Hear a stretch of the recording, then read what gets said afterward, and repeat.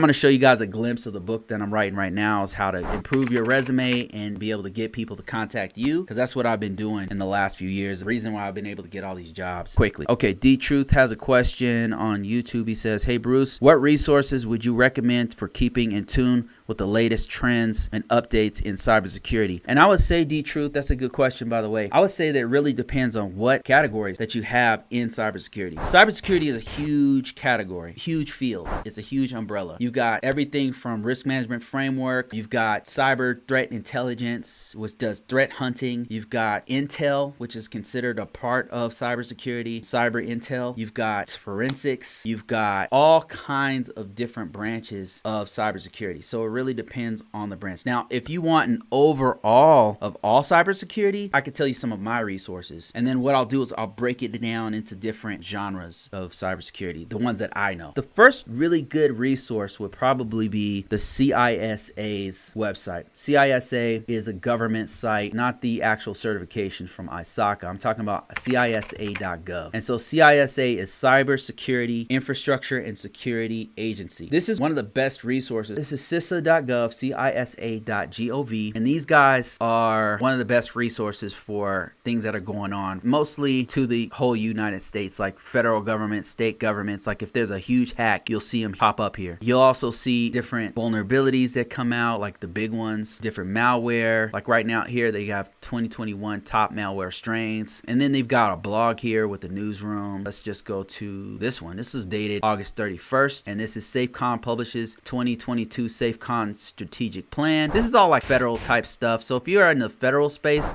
this is one of your best resources. If you happen to be in vulnerability management, that's people who take care of their organization's patches. There's patches that are always coming in. They have to update them. So one of the best resources for that is probably CVEs. CVEs is a huge database of all the vulnerabilities that are popping up throughout the industry. That's all vendors. So it's not any one specific vendor. That being said, if you have like say Microsoft patches, then the best resource is Microsoft for their most recent vulnerabilities and how to fix them. And then if you have a Cisco device, it's Cisco. That's the best place for the most current things going on with Cisco.